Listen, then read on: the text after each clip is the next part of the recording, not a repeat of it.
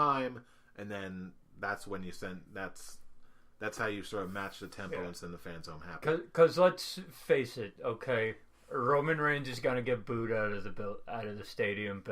Is gonna get booed out of the building. Okay, we know that already.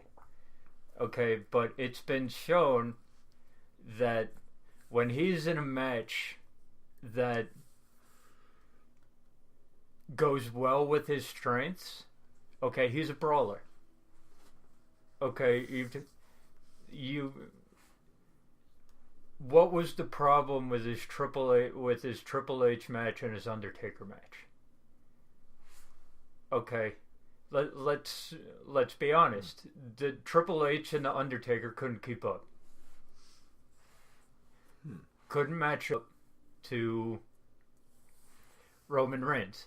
Because, let's face it, okay, the problem with Roman Reigns has never been the wrestling. Okay, it just hasn't.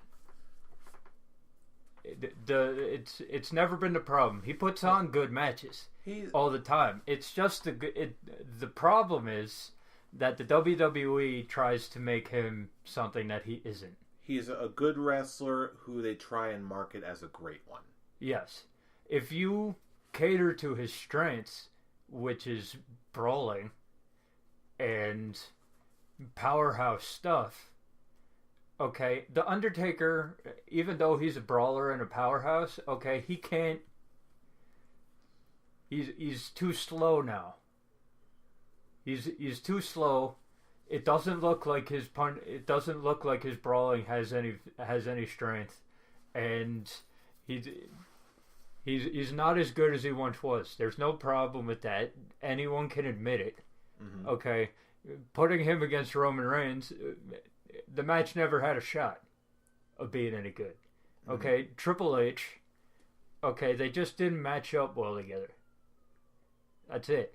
But the last time he was in a main event that was really good, it was against Brock Lesnar. And a guy who is the same strengths as Roman Reigns. Okay, he's a big brawler. Okay, he's got the speed. He's got the athleticism. Okay, these are two guys who know how to fight each other. We've seen that in that WrestleMania match. Everyone was talking shit about that match going into it, and it was actually really good. Even before people try to say that Seth Rollins is the reason that match was great. No. The ending of that match... It was the reason it had a great ending. It was the reason why people were talking about it the next day at the water coolers, but the match itself was awesome as well.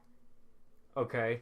And you add in a stipulation to that and just have it be a knockdown, drag-out fight. Okay? This could be Roman Reigns' best match of his career. If Brock Lesnar does business the right way going out, I think he will, honestly. Which is the real question here, okay? Because we know that both of them can go when they fight each other. Okay, we didn't know whether Goldberg and Brock Lesnar could go with each other at WrestleMania 20 when they put on that shitfest. Okay, we know already that these two can go in a match with each other.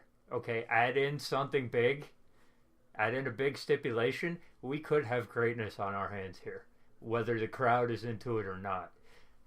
Very well could be, and honestly, again, just with the way you've just been describing that, you've actually done a much better job of getting me invested in this match than WWE has so far. So, again, as the weeks go on, we'll see where this picks up.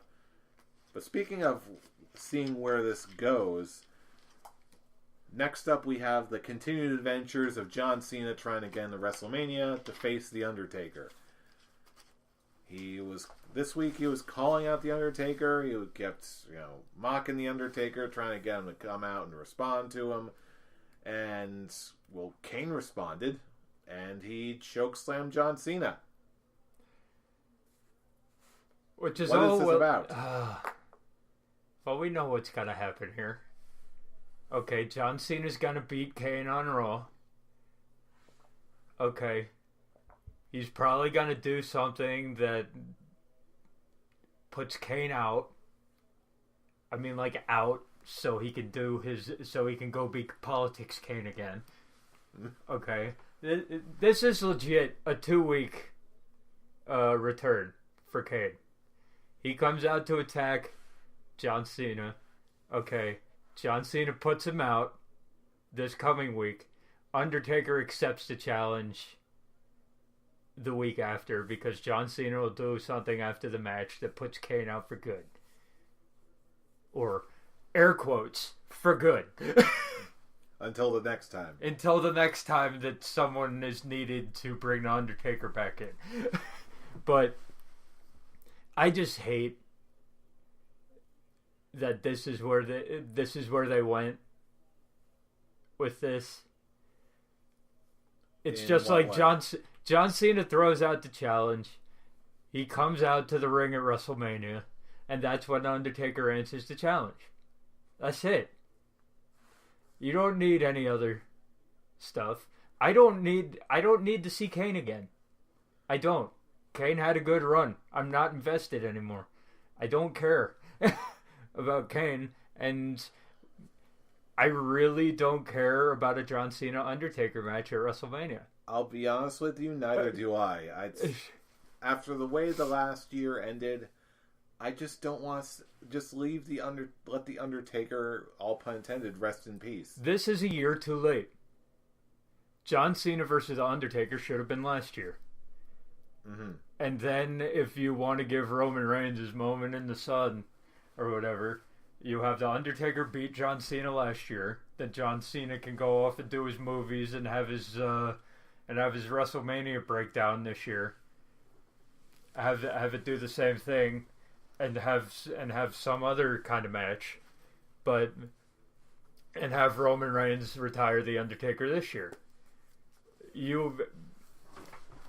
It makes no sense for The Undertaker to be coming back now because of how last year ended, and just because, and basically, okay, they're doing John Cena versus The Undertaker in storyline terms because John Cena's a whiny little bitch. Basically, you're so not it's wrong. Like. So it's like, that's how you're going to build to this matchup of the two Goliaths of the industry for the last 10 years? Okay, that's how you're going to do it? John Cena lost 3 championship matches or ways to get into matches at WrestleMania, so he's going to whine and complain until he gets a match with The Undertaker? That's how this is happening? Yep. I don't care.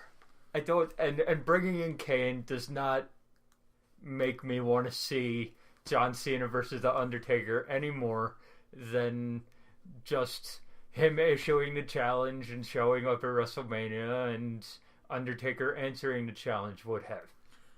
I'm in the same boat with you. However, unlike the last match we were talking about, Brock Lesnar versus Roman, this one at this point, as much as I don't want to see it, I'm still very curious as far as what the build is going to be for it. I'm still probably going to be watching it.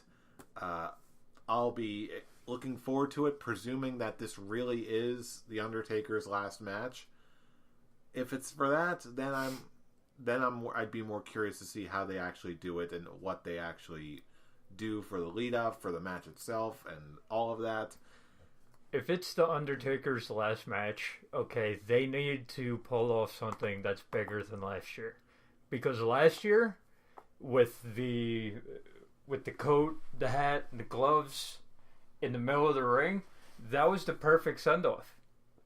It really was. Really. So how do you top that? How do you top that this year? That's the only thing I'm curious to see, because the match is going to be bad. The match is going to be bad. I don't think The Undertaker can go anymore. I see his workout videos. Really doesn't mean anything to me because he had workout videos last year too, and look how that match turned out. Well, then again... I'm going to be that guy. I'm not throwing the fault at Roman Reigns' feet for that match. He did the best he could with what he was given in The Undertaker. Which is why I suspect that if whoever pitched the idea of Cena versus The Undertaker, I think that's why they're giving this match to John Cena, because he's got a way bigger proven track record of carrying matches, companies, whatever. That they can trust the Undertaker. They can entrust the Undertaker to John Cena, and they can extract something decent out of it. Yeah, he's good at leading matches because you can hear him leading matches every time he has a match. Proven track record. There we go. You can hear. Yeah, but again, we'll see how this all progresses. Hopefully, it won't be total junk. But hey, prove us wrong, WWE. In the meantime, us wrong, Undertaker. In the meantime, let's talk about my personal favorite thing this week. I am, of course, talking about the Ultimate Deletion match. You can't tell me this wasn't fantastic. I'll tell you what. Okay. For the WWE's version of the Ultimate Deletion. Okay, this is great. This is fantastic. Well, they did again. We did talk about they got Jeremy Borash on board with WWE. They're to do it exactly like any other Broken Hardy segment, and which is exactly what this was. It was 110% authentic. Yeah, you had everybody who was a part of the Broken Hardy storyline in TNA. Everyone was there. Vanguard, Senior Benjamin. Rebby Skarsgård. You had the appearance by Brother Nero, and I like the fact of what they're doing with the aftermath. That was really neat. Okay, because now they're gonna repackage Bray Wyatt, which is a good thing because let's face it, they basically did everything they can do with that stick, right? At least give because I don't think they're gonna get rid of Bray Wyatt. I don't think they're gonna get rid of Bray Wyatt, but they're going to reincarnate him as a different version, freshen him up. Bray Wyatt version 2, if you will. Okay, and I like the fact that did you see Twitter this morning? This morning, when Matt Hardy fished something out of the lake of reincarnation. Yes, he has the lantern now. Yeah, so it's like when Bray Wyatt comes back. Okay, I think Bray Wyatt is going to reincarnate into. This gives him a way to come back. Okay, because the lantern is the part of Bray Wyatt that everybody knows. He comes out with the lantern. Okay, so now he's going to come back, and he's probably going to be... He's probably still going to be with the Hardy storyline. Okay, except he's going to be a part of Team Hardy. So, in other words, you do believe that Tarek's theory or wish is true, that we will see I don't know if there's a team and a Wyatt team up. I don't know about a team up, but him still having the lantern means something. So the storyline will continue, but I don't think they're gonna have it's not gonna be a one-on-one Bray Wyatt versus. Anymore. Yeah, they pretty much done all they could. They did literally everything they could with just a one-on-one match setting. Yeah, and it all depends on what Matt Hardy does with the lantern. Apparently, give it to King Maxwell and just to play with it. For now. But that gives it means they're not done with the Bray Wyatt character. Oh, no way. He's too much of a workhorse. So they're gonna give it a few weeks, a month. They're gonna repackage Bray Wyatt. I think they should turn him face. I really do. This is a way to do that. And the match itself is great. Oh yeah, it was. Bray Wyatt versus a drone.